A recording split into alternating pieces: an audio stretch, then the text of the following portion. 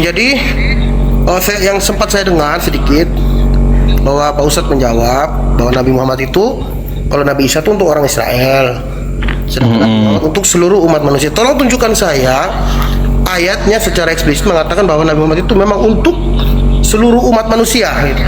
Seluruh. Baik. Di surat berapa? Al-Anbiya. Wa ma arsalnaka surah ke-21. Saya ini ada Al-Quran Pak Ustadz, tunggu saya ambil ya, bentar ya. Ya. Surah ke-21. Oh, 21.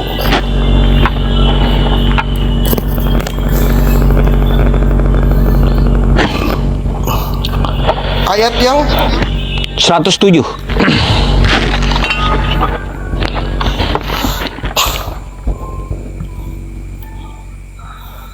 uh 107.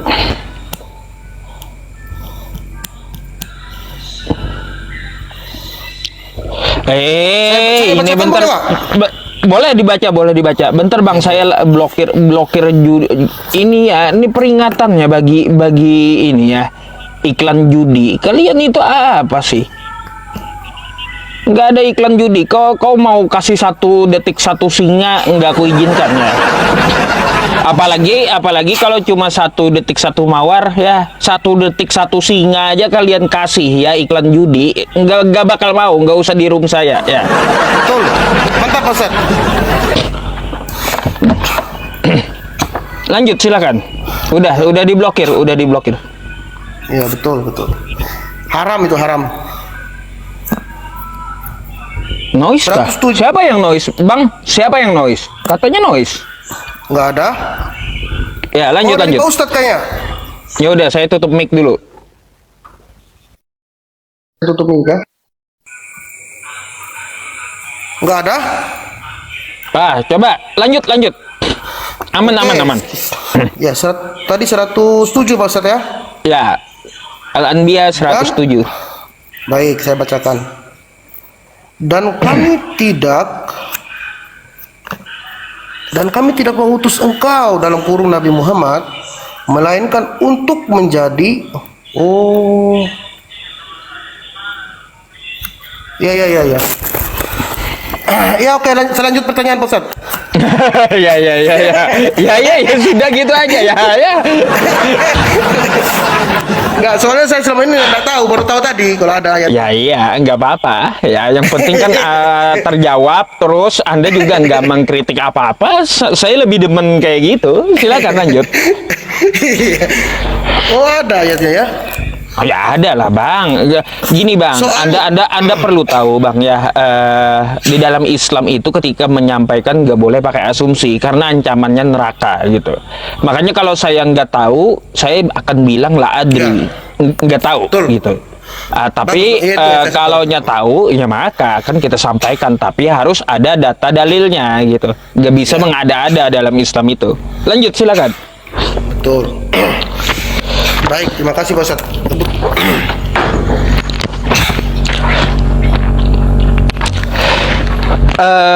Bentar.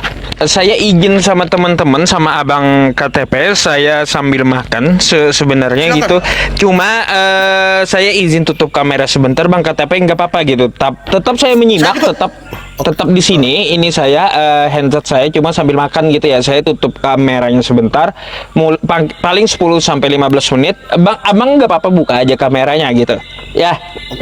Saya boleh tutup juga Pak Ustadz, saya sambil merokok. Waduh, ya sudah, ya silakan kita tutup sebentar ya. Kamera ya kamera. Saya bisa merokok. Saya sambil ambil makanan, masalahnya ya teman-teman sebentar ya. Nggak apa-apa. Ya silakan Pak Ustadz, nggak apa-apa. Ya apa yang mau ditanyakan, silakan. Oke, baik. Sebenarnya sederhana aja pertanyaan saya Pak Ustadz. Apa tuh? Kan tadi itu kan belum sempat saya nyimak itu di surat Al-Fatihah kan. Kayak kalau kita baca di Al-Quran pertama tuh kan pas pembukaan itu kan zalikal kitabul la raiba fihi hudal lil muttaqin. Betul Pak Ustadz? Betul. Terus kita masuk ke Al-Fatihah. Di situ ada ayat yang saya mau nanyakan ke Pak Ustadz. ada yang saya Ya. mau nanyakan. Kan Apa tuh? tunjukkanlah kami jalan yang lurus. Ihdinas siratal mustaqim. Nah, mengapa kita harus meminta kepada Tuhan untuk menunjukkan jalan yang lurus? Kalau memang kita sudah berada di koridor yang Lurus, tadi kan, gitu. tadi kan Bagus, saya belum bagus. sempat dengar. Baik, mohon maaf ya. Silakan Ustaz. Bagus, pertanyaannya bagus itu Bang. Kalau udah di koridor yang lurus, ya kenapa kita harus minta tunjukkan jalan yang lurus? Jadi begini Bang, ya kita ya meskipun sudah berada jalan lurus, ya berada di jalan yang lurus, masih ada saja manusia yang keluar dari jalan yang lurus tersebut. Dia murtad dari agama Islam. Kita nggak tahu kan kapan-kapan ya dalam keadaan entah terdesak atau seperti apa, atau ada penawaran yang bagus, bisa aja keluar dari koridor dari jalan tersebut. Ayat tersebut Bang juga jawabannya ada di ayat selanjutnya Bang KTP. Ihdinas siratal mustaqim siratal ladzina an'amta alaihim, yaitu jalannya yang engkau beri nikmat. Jalan siapa? Nah, jalan tersebut adalah jalannya para nabi, jalan orang soleh, jalan orang bertakwa. Terus Bang KTP, di ayat selanjutnya itu dijelaskan kayak gini, ghairil maghdubi alaihim waladdallin, bukan jalan orang yang engkau murkai. Nah, Anda bisa buka di tafsir Jalalain gitu ya, di tafsir Jalalain. Siapakah jalan yang dimurkai menurut tafsir tersebut? Maka dijelaskan di situ itu adalah jalan orang Yahudi, yang mana orang Yahudi ini apabila diutus nabi ke tengah-tengah mereka, tapi nabi tersebut tidak sesuai dengan hawa nafsu Yahudi, maka nabi tersebut akan mereka incar untuk dibunuh gitu. Salah satunya Nabi Isa. Nabi Zakaria sama kan, Nabi Yahya kena juga kan, dibunuh kan. Nah, itu makanya Yahudi itu jalan yang dimurkai, karena kalau tidak sesuai selera mereka, diutus nabi ke tengah-tengah mereka, mereka akan menyangkali nabi tersebut. Mereka tidak bersyukur, mereka maunya Bang KTP nabi tersebut mempunyai kuasa ya untuk Bani Israel, contoh Daud dan Salomo punya kerajaan. Tiba-tiba yang diutus kayak Nabi Isa, yang miskin gitu, kagak punya apa-apa. Jelas mereka incar, jelas mereka tantang gitu. Nah gitu Bang KTP.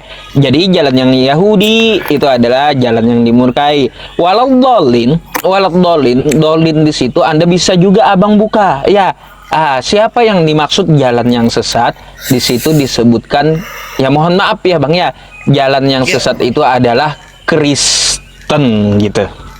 Kenapa Kristen disebut jalan yang sesat? Pertama, ajarannya melenceng dari ajaran para nabi.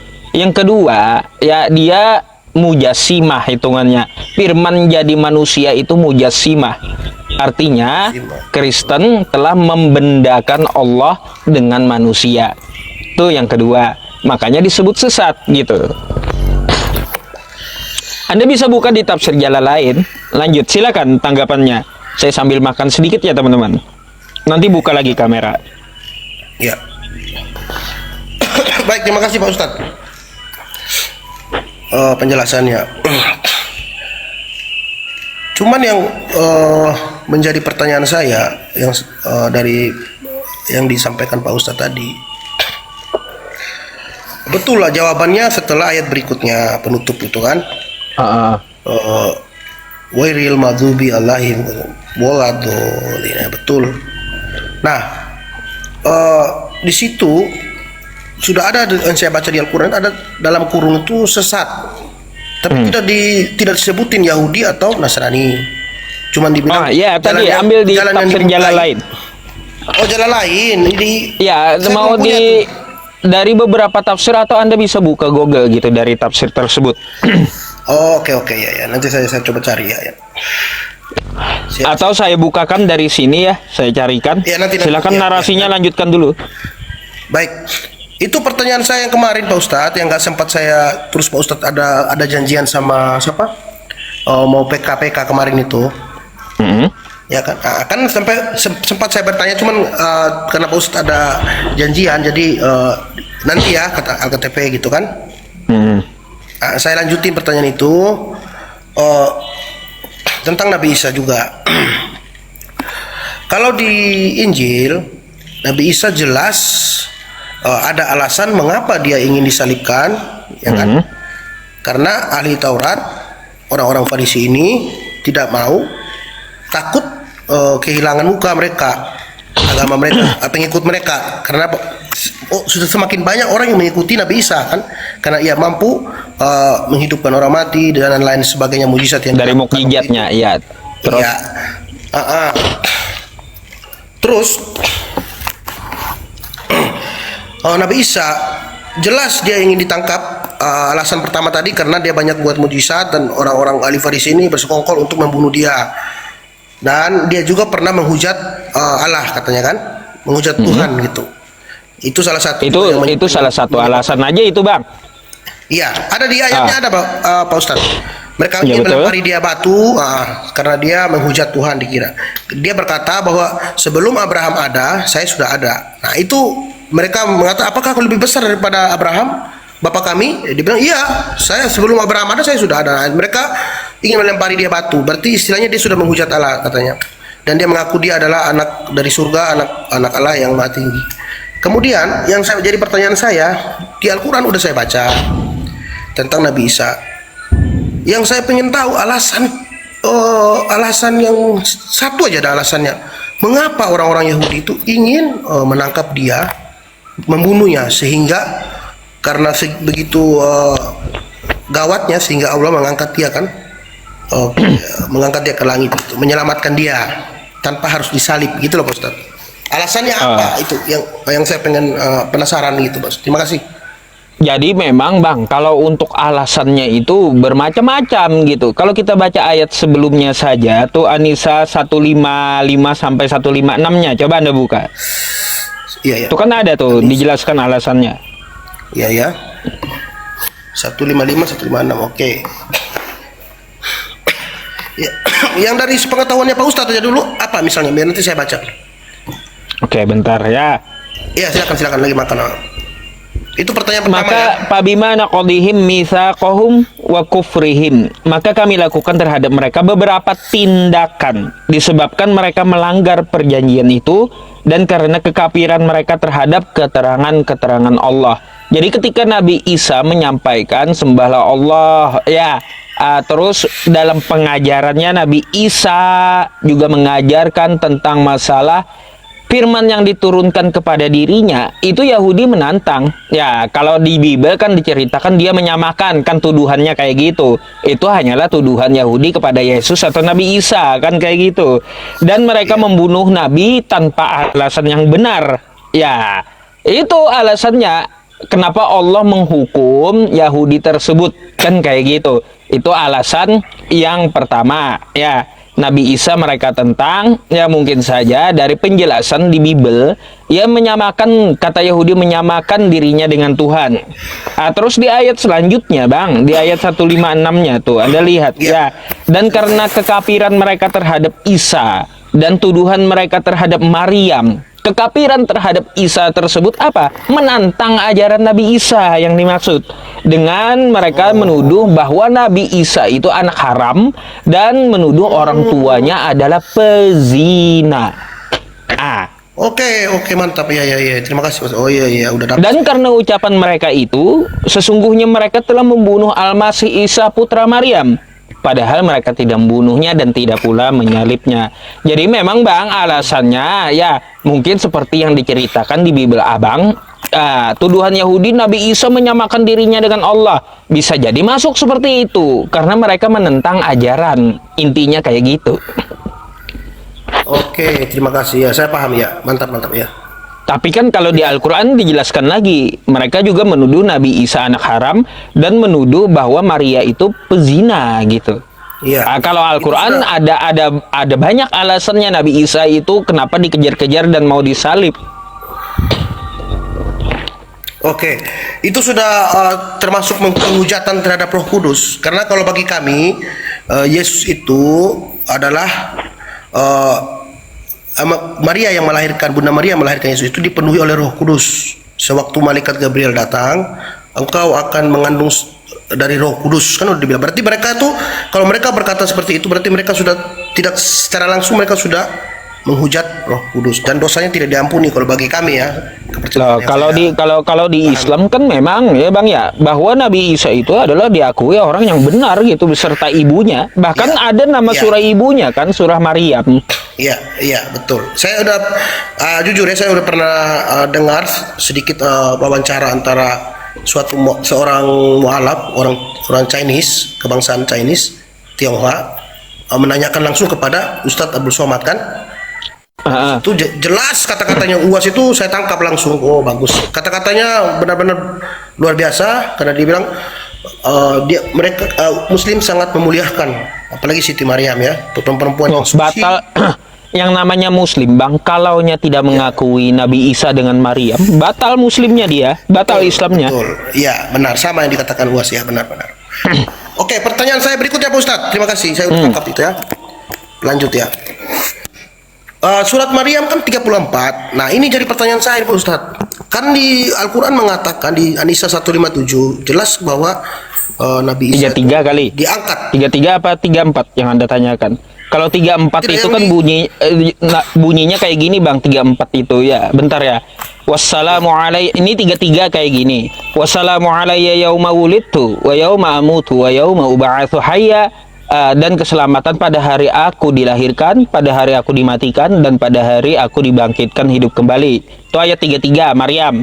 Ayat 34-nya dzalika Isa bin Maryam, itulah perkataan Isa putra Maryam ya.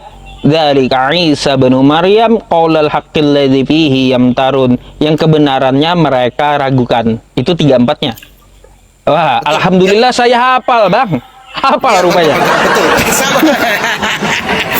Iya betul. Nah, yang jadi pertanyaan saya Pak Ustadz, di surat An-Nisa 157 kan jelas di situ Allah mengangkat Nabi Isa kan tanpa disalibkan, berarti dia hidup-hidup diangkat ke langit. Nah, sedangkan di surat ayat 33 yang dibacakan tadi oleh Pak Ustadz, di situ kalau kita saya baca ya, dan kesejahteraan semoga dilimpahkan kepadaku pada hari kelahiranku, pada hari wafatku, dan pada hari aku dibangkitkan kembali. Nah, kalau pemahaman kami orang awam ya, contohnya saya memahami di sini, pada hari aku dilahirkan, pada hari aku wafat, waktu mati di kayu salib, saya jadi memahami seperti itu. Dan pada hari aku dibangkitkan kembali. Nah, pada hari aku dibangkitkan kembali, kemudian setelah hari ketiga Yesus wafat, dia bangkit naik ke surga. Ini gitu. Dia nyambung ke situ kalau saya orang awam gitu. Jadi saya mohon penjelasan. Terima kasih. Jadi seakan-akan ayat tersebut bertentangan gitu ya. Kalau di 157 katanya di situ dia tidak dibunuh kan? Di Maryam 33-nya di situ katanya dia mati kan kayak gitu. Bangkit dan bangkit. Ya mati lalu bangkit kan kayak gitu. Sama di jadi yang satu mengatakan dia tidak mati, yang satu mengatakan dia mati. Maksudnya kan kayak gitu. Nah, saya tahu. Oke, Bang. Cara memahami tentang masalah itu, Anda perlu belajar namanya ilmu Al-Quran, yaitu Nahwu dan Shoroh. Itu adalah cabang ilmu dari Al-Quran, ulumul Quran gitu. Bagaimana cara memahaminya? Di 157, wa qaulihim inna qatalna al-masiha Isa bin Maryam Rasulullah wa ma qataluhu, dia tidak dibunuh ya, wa ma salabuhu, dia tidak disalib, walakin syubbiha lahum, tetapi dia diserupakan. Nah, di situ dia tidak dibunuh. Tapi di Maryam 33 itu kenapa? Wassalamu alayya yauma wulidtu wa yauma amutu. Sebenarnya gini Bang, terjemahan yang benar tuh ya, Maryam 33. Makanya harus ngerti bahasa Arab gitu. Wassalamu alayya yauma wulidtu, dalam bahasa Arab itu Bang, ada kosakata yang telah terjadi dan akan terjadi, kayak kosakatanya Yahudi, kayak bahasa Ibrani gitu. Nah, kosakata yang telah terjadi disebut fi'il madhi. Nah, terus kosakata yang sedang terjadi atau yang akan terjadi itu dinamakan fi'il mudhari'. Nah, gitu. Fi'il mudhari' itu apa saja tandanya dalam bahasa Arab? Dia diawali dengan huruf anita. Alif, nun, ya, dan ta, gitu. Nah, lihat kosakatanya. Ya, Maryam 33. Nih saya bukakan sama Abang. Iya. Bentar ya, teman-teman. Saya bukakan. Maryam 33. Jadi Abang tahu terjemah sebenarnya kayak gimana maksudnya itu. Bentar ya, Maryam 33 ya. Nih. Oke ya Bang ya. Wassalamu alayya. Saya ambil satu-satu kosakatanya. Wassalamu alayya yauma wulidtu. Wulidtu ini namanya fi'il madi, Bang. Kejadian yang telah lalu. Keselamatan pada hari aku dilahirkan. Kita sepakat ya, Nabi Isa telah dilahirkan di masa lalu, betul? Sebelum Al-Quran turun? Benar. Ya, benar. sepakat. Baik. Wa yauma amutu. Amutu ini, Bang. Ya, nih dapat Abang lihat nih amutu. Dia ada alif depannya. Ada kosakata alif depannya, berarti akan terjadi, belum terjadi sampai saat ini. Artinya ini dia terjadinya pada saat dia turun kedua kalinya gitu.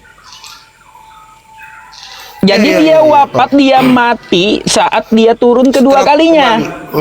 Iya. Wa yauma ub'atsu ini fi'il mudhari' juga.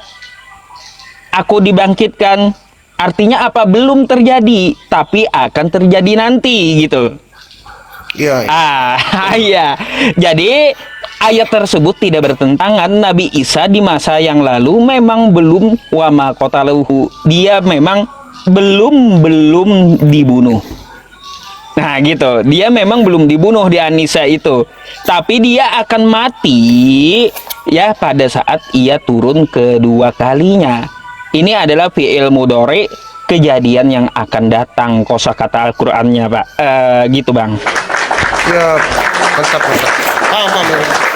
Jadi ibarat kata kayak di kalau bahasa Inggris kan ada namanya masa yang akan datang, masa sekarang Ya. kan. Ya, Masa yang akan datang, masa yang udah terjadi gitu. Betul, gone. Kan sama kayak bahasa Inggris ada seperti itu ya. Ya, sama tuh bahasanya. Ibrani siapa? juga ada, Ibrani. Iya. Arab juga ada kayak gitu. Namanya fi'il madi sama fi'il mudhari' gitu. Iya. Kalau wa yauma amutu, jadi pemahamannya kayak gini, Bang. Terjemah sebenarnya ya, wassalamu alayya, keselamatan atasku. Yauma wulidtu, pada hari aku telah dilahirkan. Wa yauma amutu, pada hari aku akan dimatikan nanti. Dan wa yauma ub'atsu hayya, dan pada hari aku dibangkitkan hidup kembali. Aku akan dibangkitkan hidup kembali. Jadi Nabi Isa telah mati. Nabi Isa telah lahir di masa yang lalu ya, dan dia akan wafat di masa yang akan datang, turun kedua kali. Setelah beliau wafat, nanti di hari kiamat beliau akan dibangkitkan hidup kembali ya, sama seperti kita semuanya. Jadi konteks Nabi Isa dibangkitkan itu pada saat kiamat beserta manusia lainnya. Gitu yang dimaksudkan bangkit kembali. Bukan berarti kayak Kristen, dia lahir lalu dia disalib, mati disalib, habis itu bangkit di hari ketiga. Bukan itu pemahamannya. Iya, gitu. Bukan. Itu memang cukup membingungkan karena saya juga dulu dapat kata-kata dari itu dari kawan, dari saudara saya. Kau baca di surat Maryam katanya itu jelas mereka tuh mohon maaf ya, mereka tuh dengan Anisa tuh berlawanan gitu.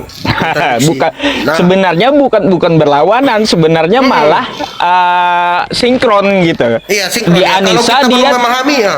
Iya, di Anisa dia tidak dibunuh sama kota Lewu. Masa lalu dia tidak dibunuh, tapi diangkat ke langit. Turun kedua kalinya nanti beliau akan wafat.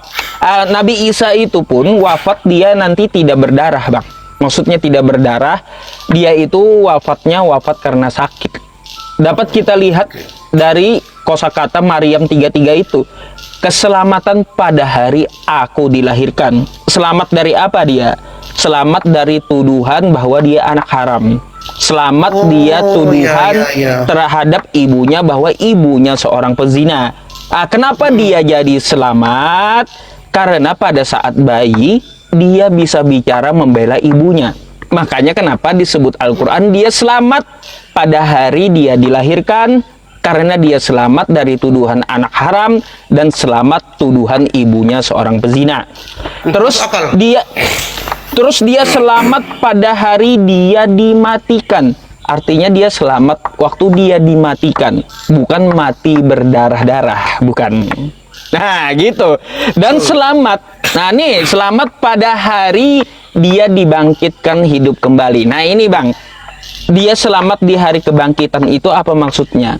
Nanti dia akan dipanggil Allah. Nabi Isa, kamu kesini. Kamu kuhadapkan dengan orang yang menyembahmu. Berikan kesaksian kepada mereka. Itu dia selamat dari tuduhan dia dituhankan pada hari kebangkitan. Itu di mana ayatnya? Abang bisa buka di dalam Quran surah Al-Maidah ayat 116 sampai 117. Coba. 100 berapa tadi?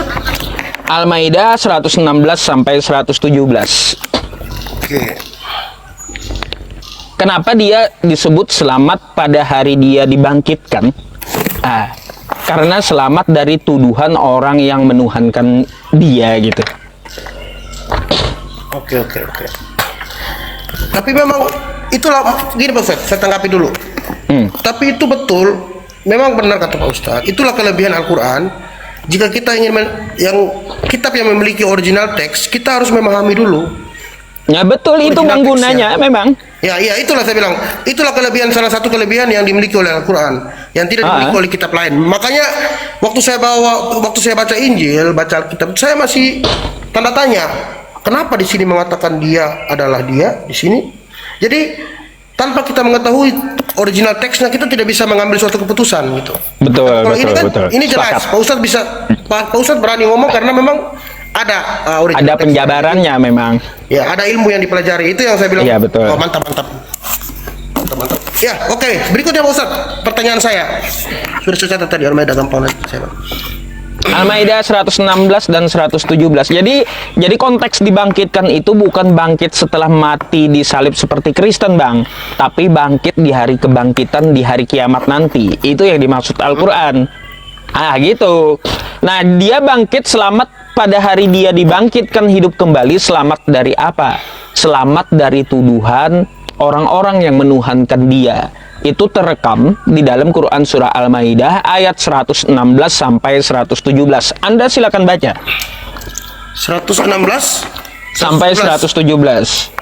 Coba tolong ditampilkan Pak Ustaz. Baik, saya yang tampilin ya Bang ya. Iya, lebih jelas kalau Pak Ustaz punya kamera. Ini Al-Maidah ya. Al-Maidah ayat 116 ya. Iya, betul. Oke. Saya langsung ke terjemah aja. Dan ingatlah ketika Allah berfirman, "Hai Isa putra Maryam." Ini konteksnya, pada hari dia memberikan kesaksian kepada para penyembahnya. "Apakah kamu mengatakan kepada manusia, jadikanlah aku dan ibuku dua orang Tuhan selain Allah?"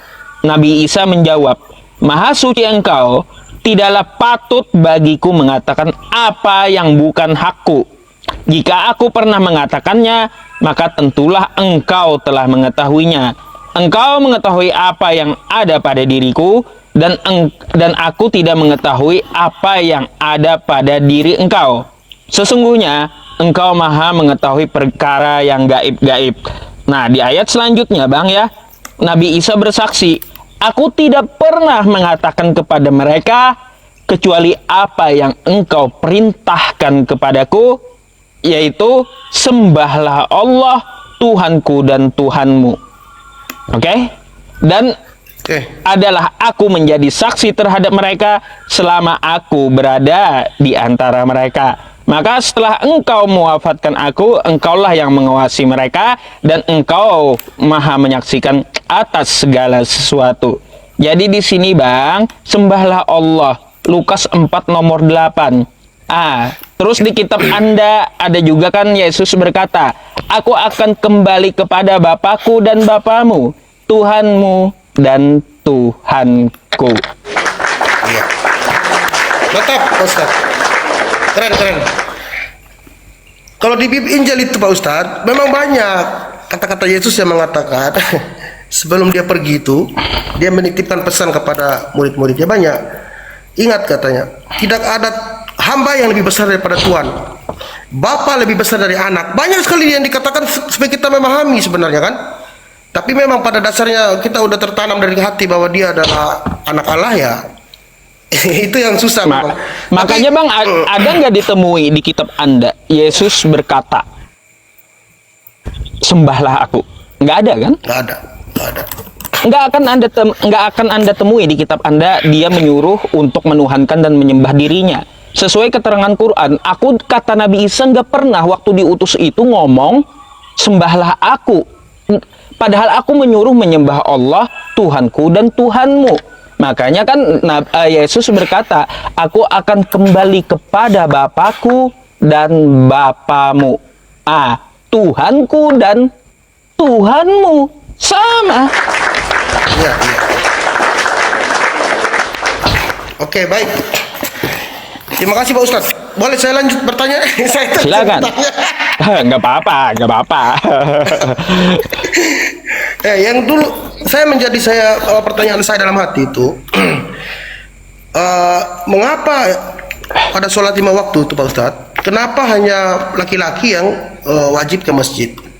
Sedangkan untuk si wanita, untuk bagi yang kaum Hawa perempuan, mereka boleh di rumah atau boleh di tempat kerja atau dimanapun. Tetapi kalau laki-laki lebih afdol, saya dengar kata orang itu lebih lebih baik kalau berjamaah ke masjid. Itu alasannya apa Pak Ustadz? Sehingga saya paham gitu. Kenapa perempuan tidak terlalu diwajibkan gitu? Kenapa Pak Ustadz?